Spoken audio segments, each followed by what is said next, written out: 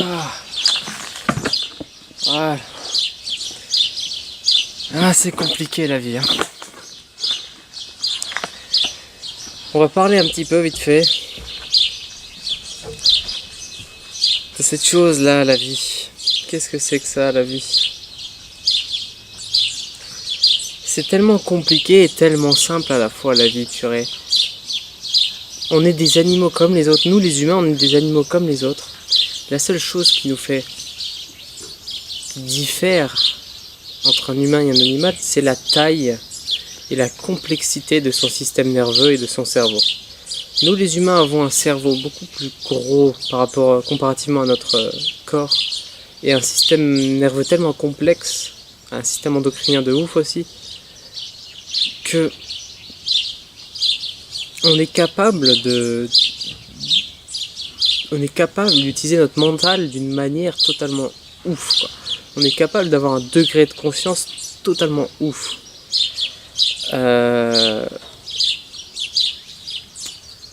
Ouais, mais le problème, c'est ça. C'est que ce degré de conscience, il est tellement ouf qu'il est trop dur en fait. Il est trop dur à maîtriser. Il est trop dur à maîtriser, ce degré de conscience. Tellement dur qu'en fait on se recroqueville sur nous-mêmes et on n'arrive plus. On se met en mode survie. Notre cerveau est capable de prendre conscience de tellement de choses, d'avoir tellement de concepts et de pouvoir prendre tellement de responsabilités, de pouvoir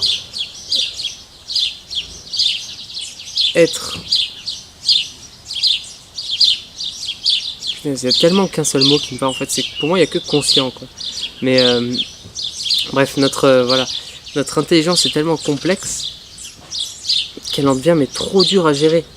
Je pense qu'en fait on devrait faire toute notre enfance à l'école, mais à l'école devrait nous apprendre à gérer notre système nerveux. Voilà.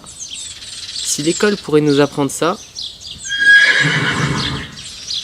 il n'y aurait que des génies. Il n'y aurait que des génies, je pense.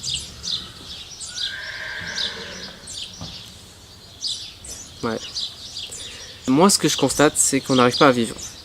On n'arrive pas à prendre plaisir à vivre. On n'arrive pas à s'adonner à la vie. On n'arrive pas à se lancer dans nos délires. On n'arrive pas à... Voilà, il a tout dit. Il a tout dit. C'est Saruman qui a tout dit. Saruman, le cheval de course. Trop classe ce cheval. Il est magnifique, putain. Faudrait que je vous le montre. Je vais vous le montrer, oui. S'il est là. Si c'est bien lui. On n'arrive pas du coup à s'adonner à la vie et à plonger dedans, quoi. Plonger dedans à tête la première. On n'arrive pas à être amoureux. Tu vois, être amoureux, voilà, bam, bam, ça y est, tout est dit, être amoureux, c'est bon, stop.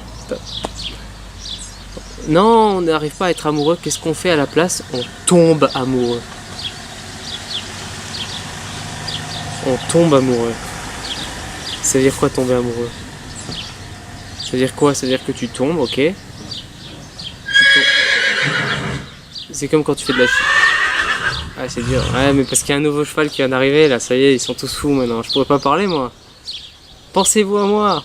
Pensez à moi, les gars. Bon. On tombe amoureux, donc c'est comme si on faisait une chute libre. Alors, je sais pas si vous avez déjà fait de la chute libre, parce que moi, pas du tout. Mais j'ai déjà sauté de falaises de plus de 10 mètres. Des falaises de 15 mètres en Algérie, c'était pas mal. Je peux vous dire que... quand on saute d'aussi haut, putain, on est bien. Quand on est en l'air, on est tellement bien. On flotte, enfin, t'as l'impression de pouvoir faire... t'es libre de tes mouvements, tu fais ce que tu veux avec tes bras, tes jambes, tu fais ce que tu veux. Tu peux tout faire.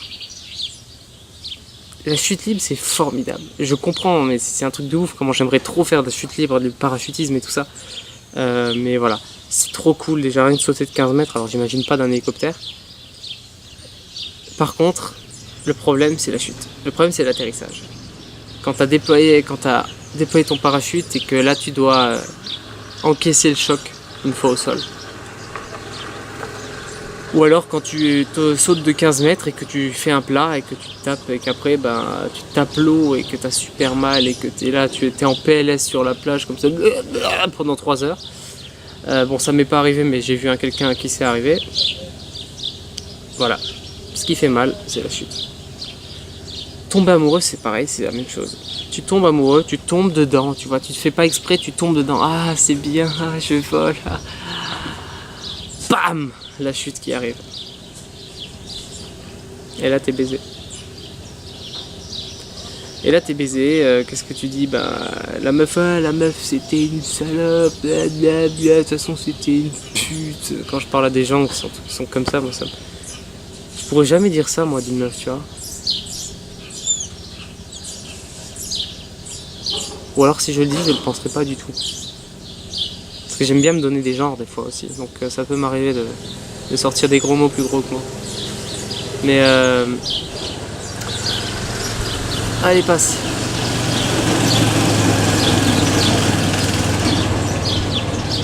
Ah, il y a du taf aujourd'hui, il y a du taf. Et moi, je suis là en train de faire ma vidéo, en train de les regarder travailler, là. Vous savez, dans un centre équestre, enfin dans un haras, il y a beaucoup de travail. Hein. Les chevaux, c'est pas que du bonheur. Hein. Putain. Bon, revenons au propos. C'est dur de vivre. C'est dur de vivre. C'est dur de vivre parce que notre premier réflexe, ça va être justement de réprimer la vie.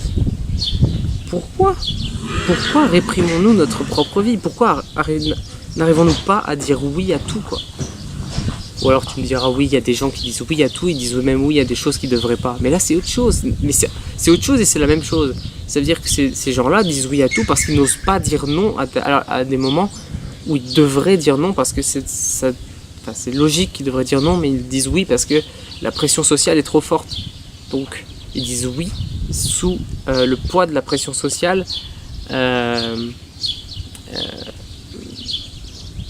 C'est le poids de la pression sociale. Donc c'est de la survie sociale au final. C'est trop dur de passer de la survie à la vie. Trop dur.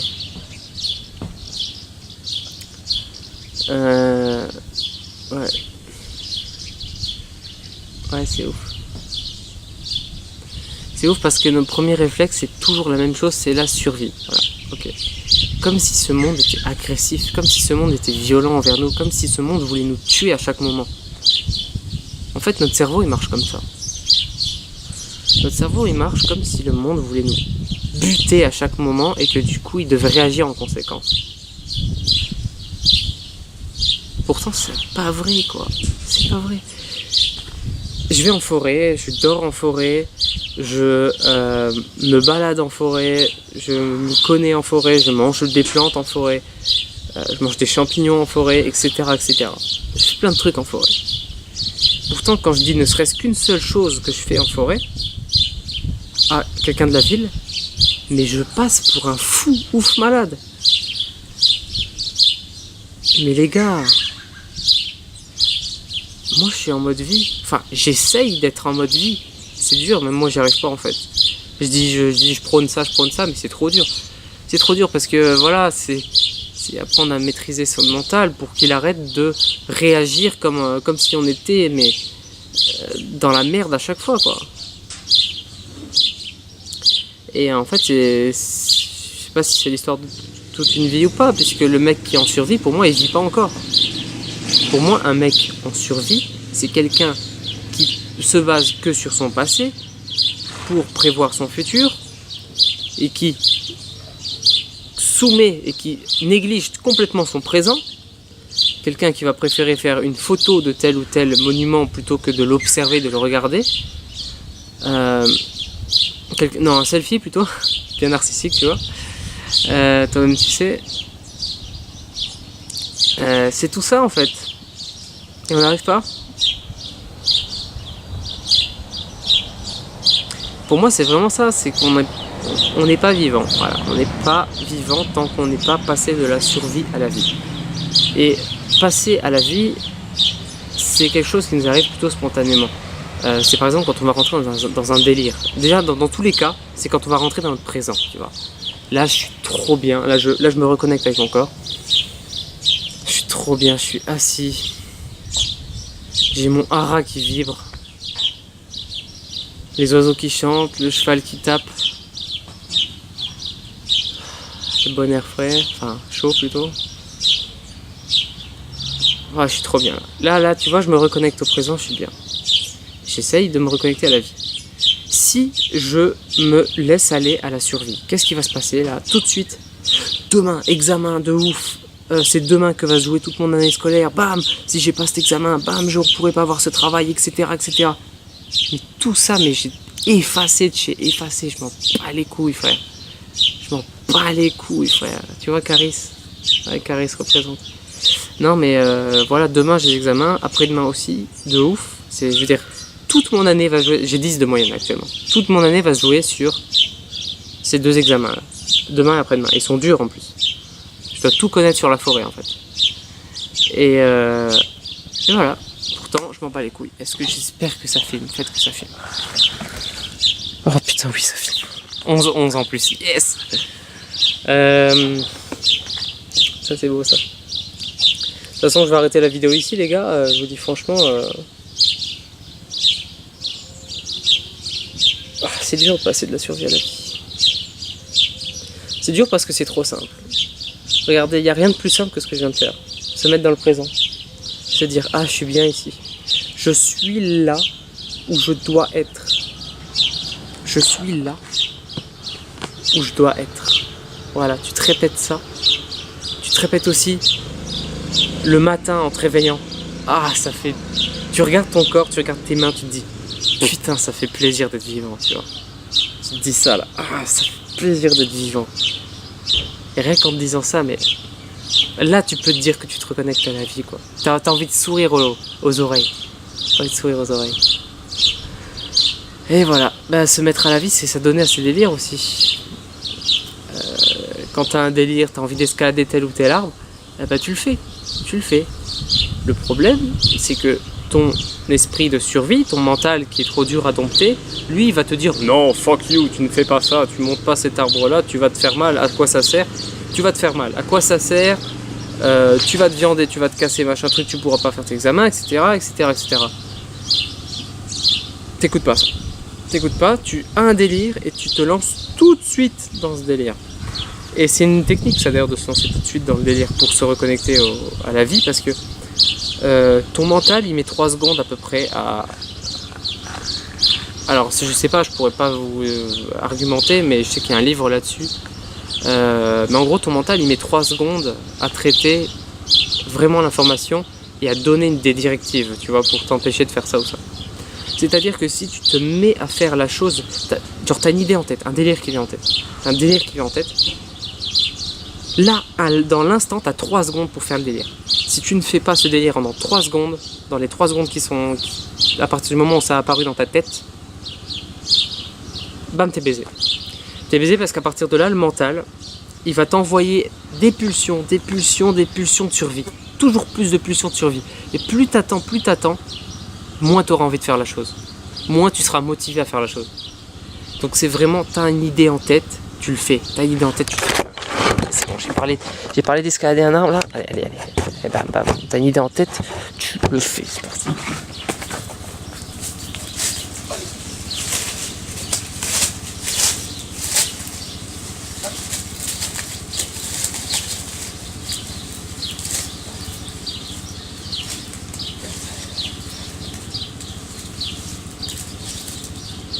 C'est aussi ça la vie les gars, c'est aussi ça.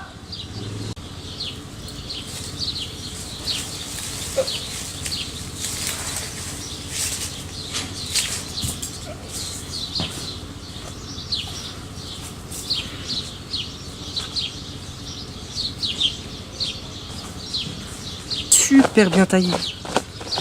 Là je viens de voir, je suis monté, j'ai vu quoi? Un nid et plein de tailles. Donc je me dis que c'est même pas un cerisier. Donc là j'ai un peu l'air con quand même. Bref, dans tous les cas cet arbre là est bien taillé. C'est un salix, un saule. Ou pas. J'en sais rien. Ça fait pitié pour un mec de la forêt. Voilà, je sais même pas l'essence de cet arbre, mais je pense que c'est d'ornement. Je connais pas cet arbre. Bon, je vais hâter là. Allez, ciao. Passez de la survie à la vie. Bonne chance parce que vous allez devoir apprendre à maîtriser votre mental et ça, croyez-moi, c'est une histoire. C'est toute une histoire, putain. Ciao, bisous. Et sur vous.